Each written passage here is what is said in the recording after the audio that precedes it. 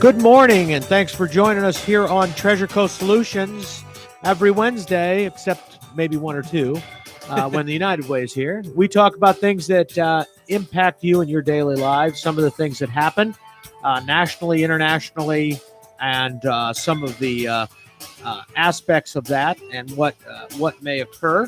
And it's a program where we're trying not to get too much into the political, but we do talk a lot about some of the issues that happen economically that may have some political impacts, and things like currency issues, which is a lot of people don't talk about that, but it has a big impact on us in terms of competitiveness in the world markets.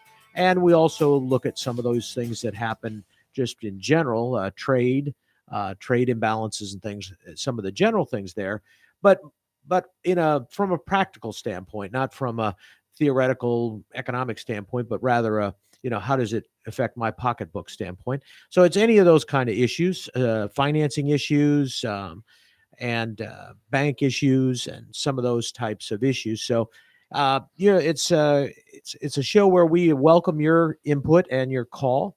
My name is Mark Breckbill. I'm a CPA. I've been I've had my own CPA firm now for about 25 years. And prior to that, I was a banker or involved with banking in public accounting, and then was a banker for a number of years. So the world of finance has been an interesting teacher for me. It was a real opportunity.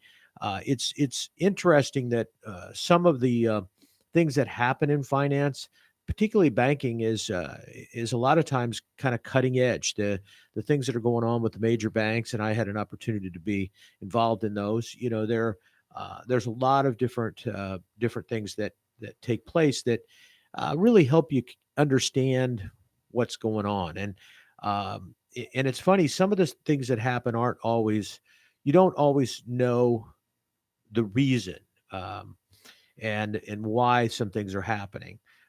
And so it helps sometimes if you know why those things are happening, because you know whether they're going to continue or they're going to stop.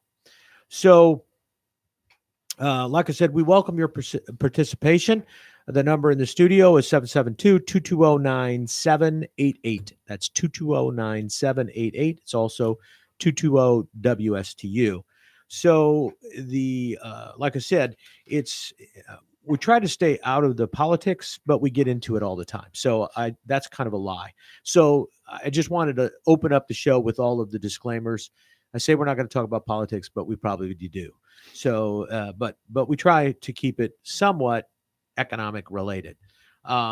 So one of the things that I wanted to talk about this morning, I'll give you a little example of some of the things that happen. And sometimes people don't really know why or what happens. With economics, the good thing about economics is that if you do something a certain way, you're going to get a certain result. You could wish it to be different. It won't be.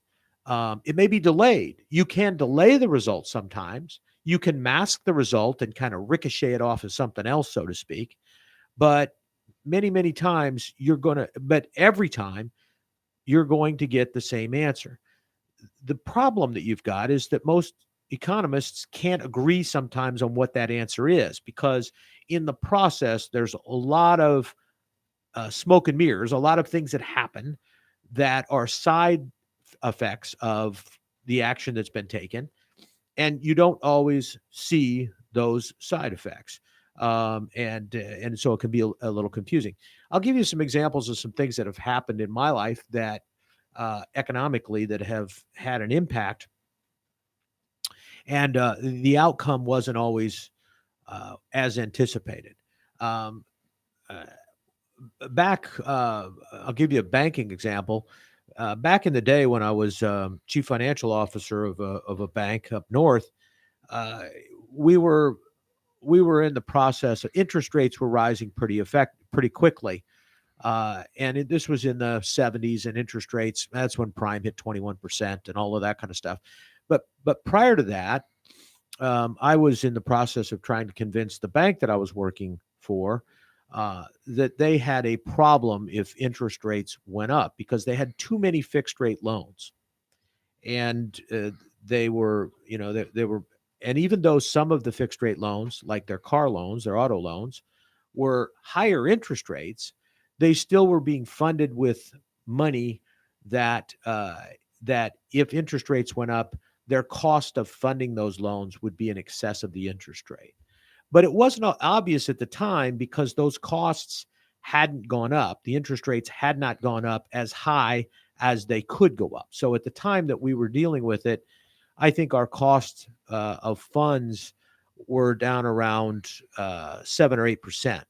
And so we were making loans at 10 or 11, car loans at 8, 9, 10, 11, because we were still making money. The cost of funds were lower. But what had happened back then is that that was during the Carter era, and they deregulated interest rates, which seemed like a good idea. But what happened is the interest rates, the cost of money for a bank, went up, and their loans didn't because they were fixed. They had made 4-year loans, 3-4-year auto loans that were fixed, and at what they thought was a good rate, 8% or 9%. But now interest rates were creeping up, and never did they imagine that interest rates could go to 10, 11, 12%. Those of you that are old enough remember in those days the CDs. You could get a 16% CD, a 5-year CD or 3-year CD. The Treasury note. In fact, some people probably still, well, not anymore because it would have been a 30-year, but people bought 30-year Treasury notes and they were getting 11 and 12% returns on a U.S. government Treasury note. It was amazing, but that wasn't happening yet. That was what was on the horizon. So you've got to go back, and here we are looking at what's going on. And, I'm trying to convince this bank that you cannot make fixed rate loans with variable rate money, because if you do, you run the risk that in the long run, the term of that loan, you will lose money. So even though now you might be making 2%, if interest rates go up 4%, for the remainder of that loan, you're going to be losing 2% potentially for the life of that loan. So not only are you not going to make any money, but over the life of that loan, you're going to lose 2%. And so that's where I was at. I was a young kid at the time. And so I'm dealing with some people who had, were a little older than me and felt like they knew the answer. And so, and I tried to show them how that worked. Just what I was telling you now, showing them on paper. If interest rates go up here, if interest rates go up here. And it had just about gotten them to the point that they were convinced. They argued about my calculations and all of that. But after we got through all of that, I had them convinced. And then, lo and behold, the biggest bank in town, one that was way bigger than us, our correspondent bank, it was in Peoria, way bigger bank than us, they all of a sudden came out with these fixed rate car loans that were below what we were offering by about 1%. And I'm looking at that going, there's no way they have the money to fund that. They're basically funding it at break even. So, of course, my president was friends with their president. And the next thing I know, I'm coming into the office talking to my president, and he's saying, we're doing something wrong. These guys are offering fixed rate loans at 8%, and we're at 9%. We need to reduce our loan rate to 8% to be competitive. And I said, we don't need those loans. We would lose money. You're not only talking about being competitive. If interest rates go up a little bit, we're losing money on those loans. There's no way we can afford to do that. And well, they know more than us. And you think you know as much as their chief financial officer, and they're a big bank and they've got all kinds of resources. So they must know something about interest rates or where interest rates are going or whatever.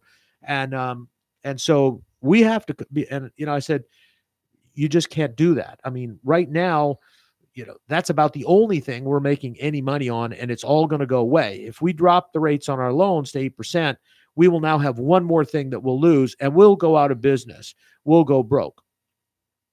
Well, um, I kind of was still arguing that battle so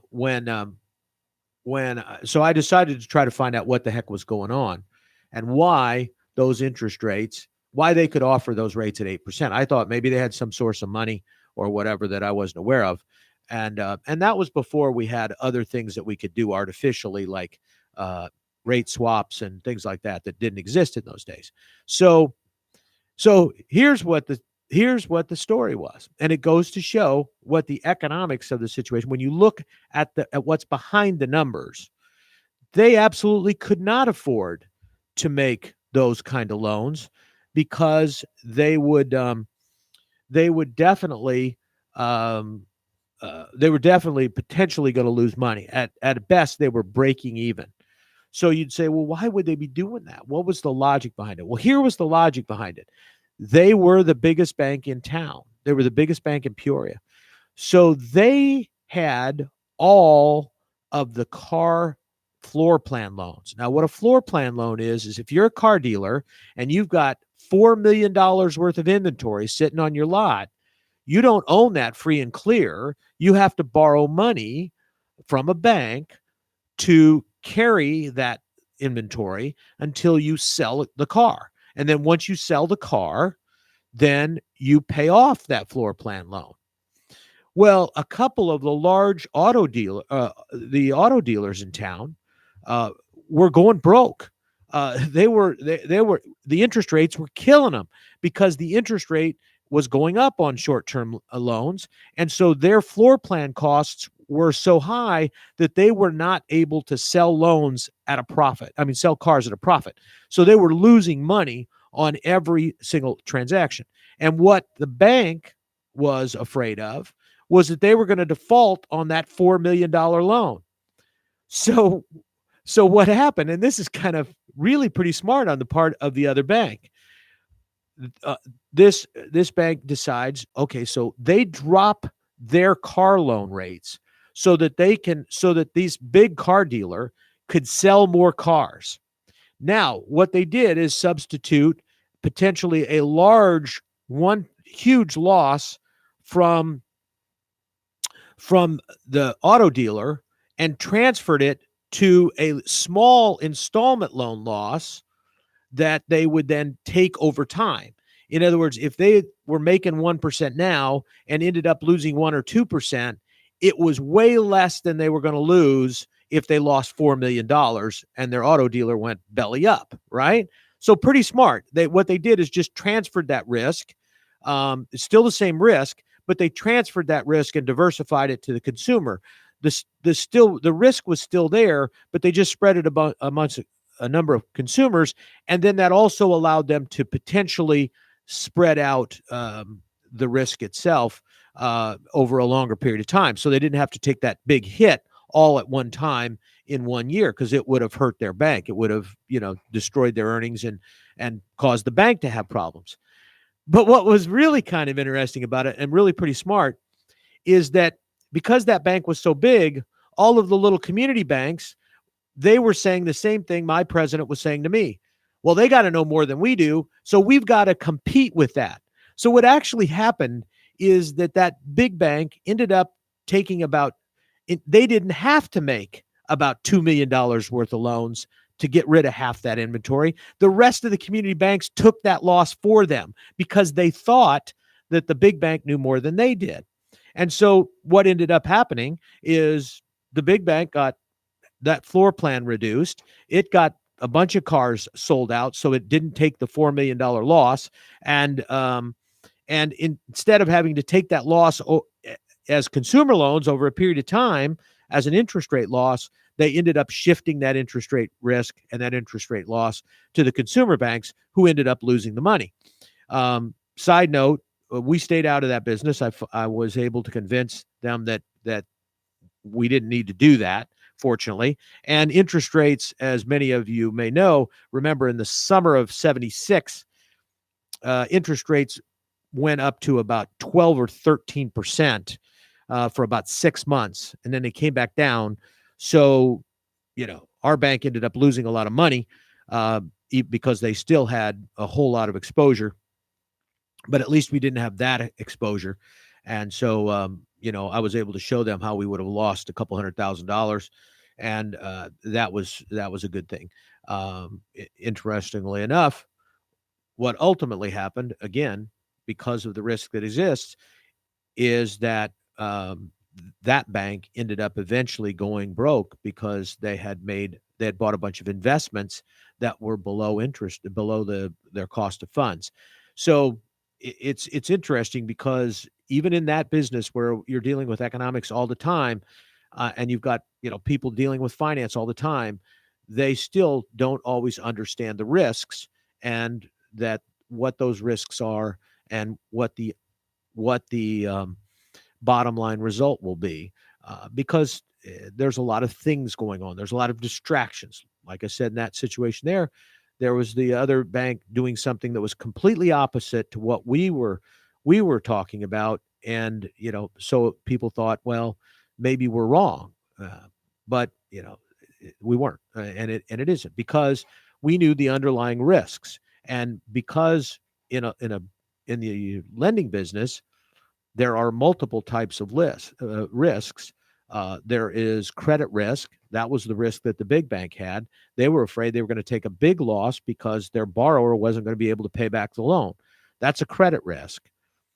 What they decided to do was shift the credit risk to interest rate risk. Interest rate risk is the risk that interest rates rise and you end up funding loans and investments at a higher rate than you're getting on your investment, because your investment is fixed and your cost of funds are going up. That risk, that interest rate risk, is a significant factor. And so therefore, they shifted some of that to interest rate risk, figuring that risk would be spread out over a period of time and they might be able to manage some of it. And then and of course, assuming that the consumer was going to be a smaller credit risk than the bank, or than the large auto dealer. And then the third risk is liquidity risk, which is the risk that some of the banks had, in that they had loans or investments that were illiquid. They couldn't sell them. For example, in those days, you couldn't sell commercial loans very easily. So if you have a bunch of fixed rate commercial loans, you can't, even if you can reprice them so you don't have interest rate risk, if you have a loss of deposits and you need to sell off some of your assets to be able to cover those deposits, you can't sell those. That's the liquidity risk, that you can't convert your assets to cash or to liquid assets very quickly. So anyway, it's the basic principles of bank lending, but the fact is that most people weren't looking through all the way to the end result of some of those. And in those days, most of the industry, except some of the big banks, didn't even recognize interest rate risk. So it was kind of an interesting situation. So that's kind of where I want to segue a little bit into, kind of giving you a little bit of a good example, but that's kind of where we are right now in the financing world. There are a number of risks that are out there, and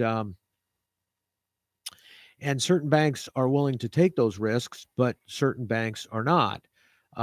For example, right now, there, the risk in making a mortgage loan, you would think, would be the interest rate or the credit risk. Do I have a good creditor or whatever? But in reality, the initial risk in making a 30-year fixed rate mortgage, and that's basically Fannie Mae and Freddie Mac that are doing that now, the first risk that they have to overcome, and the risk that they're not willing to accept, is, in most cases, is liquidity risk. So you're thinking credit, okay, they're looking at my credit score and all. No, that's just affecting the price.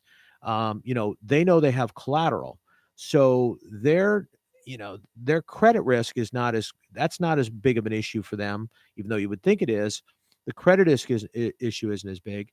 The interest rate risk would be huge, but they're not going to have that interest rate risk if they can sell that loan, which is what all of the banks do. They immediately, banks and mortgage companies, they immediately turn around, package the loan, and sell it out. So they're concerned that they won't be able to sell that loan. Now, there's a couple things that would make it so that they can't sell that loan. One is that interest rates go up before they get the loan packaged and sold. So if interest rates are moving very rapidly, up or down, but particularly up, if interest rates are moving up or there's a lot of inflation that's potentially in the market, and there's the potential for a big interest rate jump, you're going to see the price of mortgages, the interest rate, go up. Why? Because they have to charge a little higher rate so that they can allow for rates to go up between the time that they make the loan and or the time that they approve the loan and the time they make the loan and sell it to the secondary market, to Fannie Mae and Freddie Mac. So a volatile interest rate affects the liquidity because they can't unload that loan. They'd have to do it at a loss. So they'd take that loss up front. So they don't want to do that. So right now we have a stable interest rate environment. Inflation is fairly low. Interest rates are fairly low. That's why people are hammering on the Fed not to do it, because it's not that the rate increase itself that if the Fed it puts through 0.25% interest rate, that isn't going to have that big of an effect, particularly on long-term interest rates. It doesn't have that big of an effect. But what it does have an effect on is the perception of the lender as to the volatility of rates. If they think that that's just the start of a number of 0.25% increases, then they're going to bump up the loan that they're making to you to allow that cushion that's in there. In effect, the buy rate. They're worried about the buy rate going up, so they're gonna increase that. So that's one of the things. It's the perception of where interest rates are going in the short run. Again, they don't care about the credit risk because they're pushing that credit risk off to somebody else. Fannie Mae and Freddie Mac are taking that credit risk. So Fannie Mae and Freddie Mac care about the credit risk, and that impacts the liquidity risk. What's the second aspect of liquidity risk? And the second aspect of liquidity risk is that Fannie Mae and Freddie Mac don't decide not to buy the loan. Well,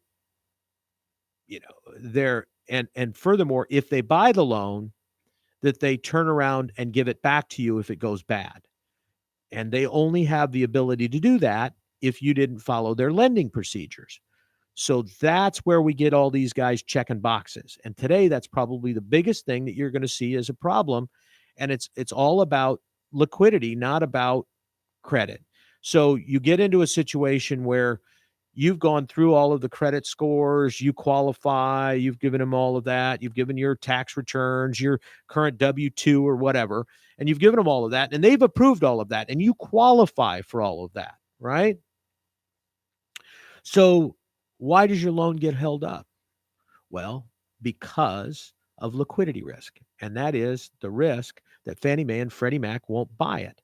Well, how is that? That has changed. That's one of the biggest changes that has occurred in the market today. And that is first of all, Fannie Mae and Freddie Mac now is the government.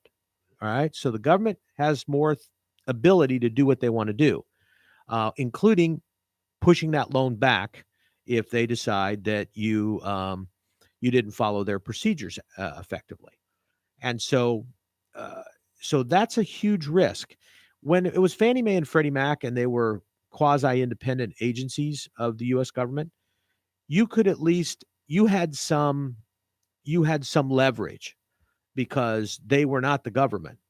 But when they became the government, if they come to you and say, yep, you didn't follow the rules, you can't take them to court and win on that. Too much money involved in it. and they've got too much to lose. So they're going to fight it. So what happens is if they come back and make up a reason why your loan went bad, then and it was because you didn't underwrite it correctly, in other words, you didn't check all of the boxes you should have checked, then they have the ability to give that back. And now all of a sudden you got rid of the interest rate risk, but now you have credit risk. You're going to take the loss, not Fannie Mae and Freddie Mac. You, the bank, are going to take that loss. So how does that impact it? What's the deal there? Well, here's what's happening, and this is the subtle thing that's changed in the mortgage market and the real estate market, and it's impacting the real estate market. Why is it impacting the real estate market? Because you can't buy a house if you don't borrow. If you don't, almost nobody pays cash for their homes today. Most people have some money down. Now, you don't have to have a lot of money down if it's your primary residence. So if you've got 10% down, maybe even 5% down, you can buy a home. So what you're talking about is the mortgage market and the ability to sell that fixed rate mortgage into the secondary market is huge. Frankly, right now, because of liquidity risk, most of the banks and mortgage companies won't even do a variable rate loan. It's not an interest rate risk scenario. It's a liquidity issue. So they're trying to get rid of all of their loans, whether they're floating rates or adjustable rates, or whether they're fixed rates. They're still trying to sell all those loans off because they don't want to tie up that money of their assets in that type of loan. They want to get it out. So what we're dealing with in the mortgage market and the real estate market is a problem in the credit market, but not that deals with credit. It actually deals with documentation. It is a paperwork issue. So when you hear about some of the Dodd-Frank issues, and you hear bankers primarily, but others complaining about the regulatory burden, this is exactly what they're talking about. So I'm going to try to get that to, that's all esoteric. We're not on Wall Street. We're not dealing with those money center banks. But this is the issue and how it affects us here locally. And this is the fallout from Dodd-Frank that still exists. Actually, it's just starting to filter into the market, because that's the other thing about government regulation is it takes a number of years for it to be implemented. Really, it's hard to get it all implemented, and it takes because what happens is once it is implemented, the banks and the borrowers and the sellers all change. Their behavior has to change. So it takes a while for that to happen. The unfortunate things is it takes a long time too for it to unwind. A lot of times, because it becomes ingrained in the way we do business, it just becomes something that they do. So it becomes policy, even though it's not a requirement anymore. What am I talking about? Well, here's the thing.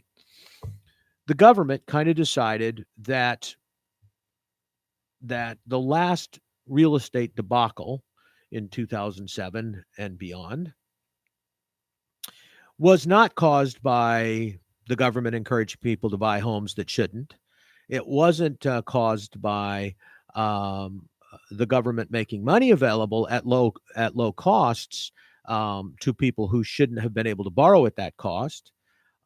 It wasn't as a result of the real estate agents selling houses at prices that were well above what was economically sustainable, below the income approach or whatever, below the ability to make money off the house. It wasn't that. It wasn't that the mortgage market was funding loans that were not stable, that didn't have enough equity in them, didn't have enough money down, and weren't high enough interest. No, it wasn't the mortgage market. You know who it was? Because all of those guys are big guys. They're all big players. The real estate market, huge real estate companies. Mortgage market, huge mortgage companies and banks. All of those are huge players. The government, Fannie Mae, Freddie Mac. It was none of their fault. Why? Because they were too big, and it doesn't have to be their fault. So we had to pick on somebody who doesn't have that kind of leverage. Who was that in the process? Well, they couldn't blame the borrower because you don't get reelected when you start blaming the borrower. So it's not the borrower. And you can't blame the seller because that's the same people that also elect you. So it can't be the seller. And we determined it couldn't be the government, and it wasn't the real estate companies, and it wasn't the banks. So who's left in this process to get blamed? The appraisers.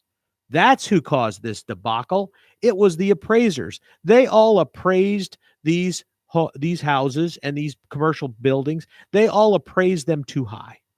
That was the problem. If they had just done their job and appraised them effectively and correctly, this would have never happened because nobody would have been able to borrow the money because the house didn't appraise, and they would have had to have more money down. But the problem was those darn appraisers. And so we can blame, if we want, the government says it's okay, we can blame the appraisers for the real estate debacle for 2007, 2008. So what did we do? Well, we then turned around and basically put them out of business, is what we've effectively done. They're still out there working, but many of them are working for half of what they used to get paid, and they're not doing what they used to do. So they're not doing appraisals anymore based on the way that it used to be. They're doing appraisals based on the way the government says it should have been. Why are they doing that? Because if they don't do it that way, then potentially the bank that sells that loan to Fannie Mae and Freddie Mac and gets that loan back down the road, if they haven't followed the appraisal process and selected an appraiser out of a pool the way the government says they're supposed to, then they're going to get that loan back. So they're going to make sure that they choose the appraiser the government says we have to choose. And the government says to do that, you have to choose to get an appraiser from these pools, and you don't get a choice on who that appraiser is. As long as they're licensed, they're assigned to you. They may not be in your market. They may be from Palm Beach County, and they may not have any clue as to what the market is up here. I mean, they're going to look at comps like the rest of us, but they may not know the nuances of the market. And they may not know, what is a legitimate comp, especially in the commercial side. They may not have an understanding of, and they may not do it timely, and they may not, frankly, spend the time to figure it out. And what I'm talking about is, by spending the time, is that sometimes the market isn't easy to determine what the comps are. For example, the reason the appraisers got into some trouble, and it wasn't their fault, but back in 2005 and 2006, those of you that were here and remember that and were involved, the real estate prices in Martin County were going up by 30 to 40% a year. Okay. That means that, and there were a lot of sales. It wasn't like, that was a handful of sales like we have now. We got real estate prices that are going up, but because there's almost no inventory, we don't have a lot of sales. But in those days, interest rates hadn't gone up for years. I mean, real estate values hadn't gone up for years. And so there was a ton of homes that were being sold, and new homes were being bought, and people were getting into the market quick because they were afraid that prices were going to be 30% higher in a year. And so there was a lot of activity, so much activity that the appraiser's office and the clerk's office couldn't keep up with the paperwork. They were roughly 6 months behind in posting sales, legitimate sales. Well, the appraiser is supposed to use the most recent sales. They're supposed to use, it was their job to use the most recent sales. If the sales that they could get access to were 12 months old, they're 30% below what the market is, because the market's moving 30% a year. So if you're paying the market price, you can't get a comp if the comps are over 6 or 7 or 8 months old. So what the appraisers had to do is do their job, which is a good thing. They actually had to go to the real estate offices and others and find out what's the current rates, what's the current prices that you're closing at. Show me some of the current loans. I know the county doesn't have the records yet. Give me the documentation on some closings, on some prices, so that I can use those as comps. Because otherwise, my comps are a year old and they're 30% behind. So if I'm going to support this loan, I need to know what the current prices are. And that's how they did it. They actually went and got it from the real estate agents. A lot of times they got it from their offices. They were able to get some information. They were able to go see, who had property listed there. They were looking at some of that, whether it had sold. Some of this stuff was selling as soon as it was listed. So you could look for a sign, call somebody, and there was a good chance that property had already sold. That's what they had to do. And they had to find those to get current. They had to find those and go searching for those. They're not doing that. They don't have to do that now, but they have to use the 6 month. So think about it a minute. If you've got if interest rates are going up, if real estate prices are going up, let's say 15% a year, and you're using a comp that's 6 months old, which is what it's supposed to be between now and 6 months. So they're going to use a comp that's potentially 6 months old on the appraisal. And probably the current month's sales, the current 60 month sales haven't even been registered yet because they have just closed and all the paperwork hasn't even been filed. So there's those kind of things where you may have 30 to 45 days. So what you're really talking about is comps that are available without a lot of work that are going to be around 6 or 5-6 months old instead of 1 or 2 months old. So if there's, let's say, 6 months old, the market has gone up 7.5%, if 15%, if it moved on average, it's gone up 7.5% in just that period of time that they're using. So you're going to be almost 10% below market on your appraisal. What does that mean? You're going to have to come up with more cash. That means that there's going to be a certain number of those buyers that are going to fall out. Even though they were qualified from a credit standpoint, they can afford to make the payment, they didn't have the additional 10% cash. So now they got to maybe have 10% plus another 10%, maybe another 15. So now they're maybe having to have 20, 25% down, and they don't have that yet. So they can't buy. They're squeezed out of the market. All right. That then affects the real estate prices because now the seller has to decide, am I going to actually reduce the price to get this thing sold to below the current market? Because it is obviously below the current market. People are willing to pay the price. It's just they can't get the appraisal. So now you're limited on who you've got as buyers. They've got to have a lot of cash. So that's what's happening, because the government came down hard. And here's the other thing. You say, well, why doesn't the appraiser do what they used to do in 2005 and 2006? Well, for one thing, many of them got sued because when the banks lost money, they turned around and blamed the appraisers too, and they went after the appraisers to put them out of business and get rid of their licenses. So second of all, these guys are being pulled from a pool, and that pool is based on a low-cost approach because the people that are managing the pool get to make money, right? So the government, in their infinite wisdom to secure us, increased our costs by putting another player in the process. We've already got the mortgage company. We've already got the realtor. Now all of a sudden we're going to throw an appraiser pool, an appraiser broker in there who gets paid. They're going to get paid for assigning the appraiser to you. The appraiser can't go directly to you, so they can't cut the middleman out. They've got to go through this pool. And the pool says, hey, got this appraisal, $350. Well, wait a minute. The market's $450. $350. Take it or leave it. But it's in Stuart, and I live in West Palm. $350, take it or leave it. So what's going to happen? Well, if the appraiser wants to eat this month, they take it and they do it. What are they going to do? They're going to probably try to take as many as they can and hope that they get a bunch in Stuart. And they're going to wait until they got a bunch in Stuart before they go up and appraise.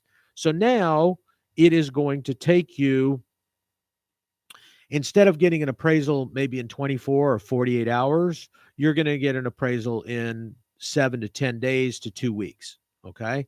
So it's going to take them 2 weeks to do it because, first of all, they got a huge volume that they're not making any money in, and they're not going to want to spend 2 hours driving up to Stuart or an hour and a half driving up to Stuart and going back again to make $50. So they're going to want to make at least $150. So they need 3 of those or 4 of those, whatever it is.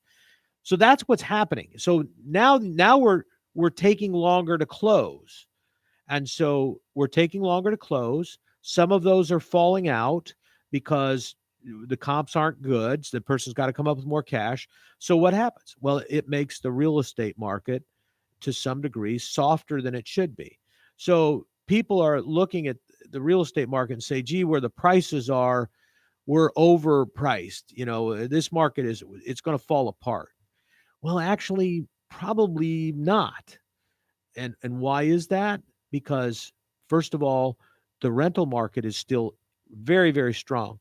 When you can get $1,200 a month for renting out a hotel room, which is basically what we just saw happen in Stewart here recently, the purchase of a hotel and then turning it into apartments. So when you can get that kind of money, that market is still strong. People wouldn't be doing that if there isn't a pent up demand for rentals. And as long as that pent up demand exists, rental rates are still going to be higher than the cost of buying the property. And so, because some people choose not to buy, they choose to rent. They don't want the risk of ownership. Some people would like to buy, but don't have the cash now because the properties won't appraise out at the current markets. So that's the kind of thing that's going on. So what you've got is still a strong rental market. You have potentially some pent up. You have some. You don't have a lot of pent up inflation.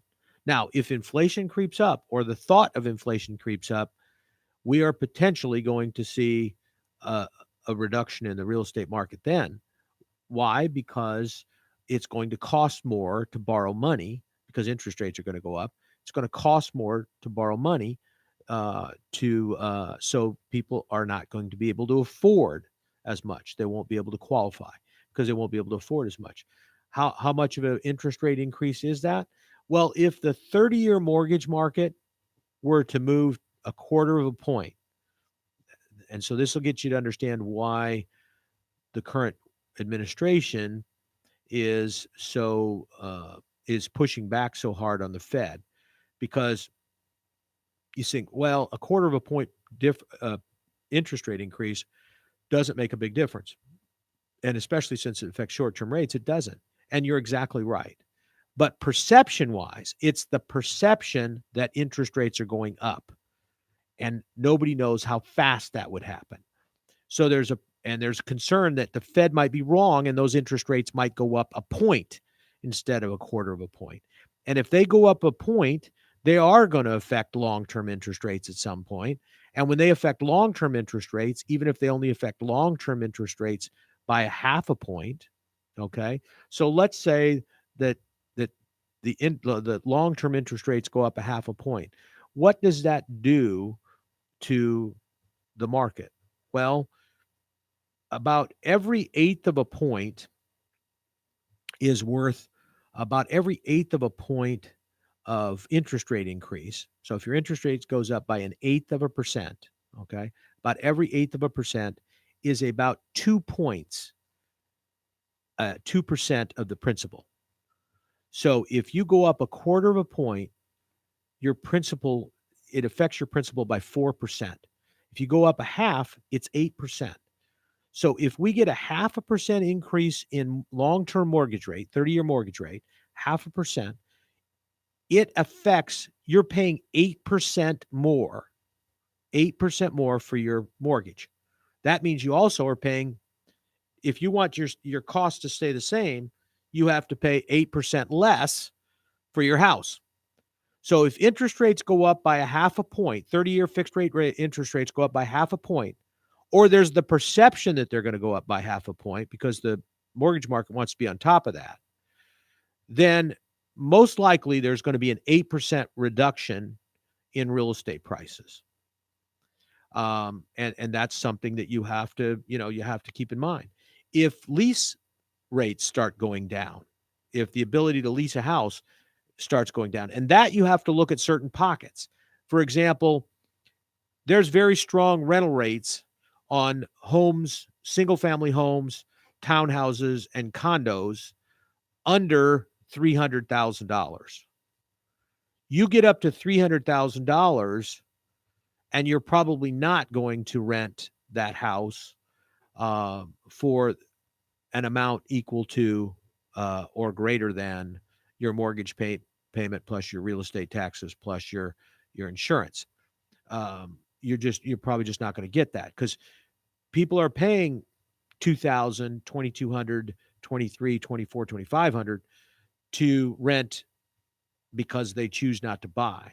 But once you get up to the point that your payment's going to be $3,000, $4,000 a month, some people who may not have wanted that risk are going to take that risk because they're paying it now anyway. They're paying way more than they need to, so they'll just take the risk and buy the house.